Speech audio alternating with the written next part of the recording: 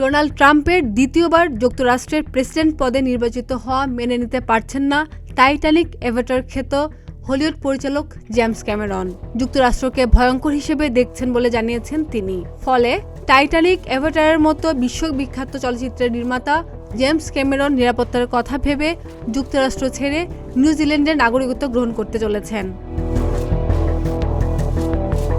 নিউজিল্যান্ডের সংবাদ মাধ্যমের এক সাক্ষাৎকারে তিনি বলেন, আমি এটাকে ভীতিকর মনে করি।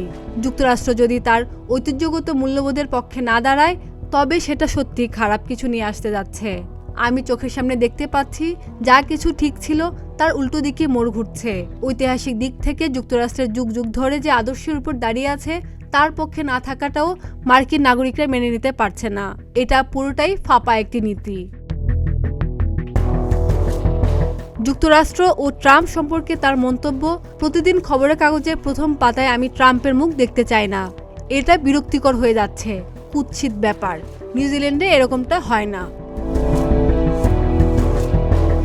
ক্যামেরন নিউজিল্যান্ডকে তার জন্মভূমি কানাডার সাথে তুলনা করে বলেন, আমি কানাডায় বড় হয়েছি এবং এখানকার মানুষের আচরণের মধ্যে অনেক মিল দেখতে পাই।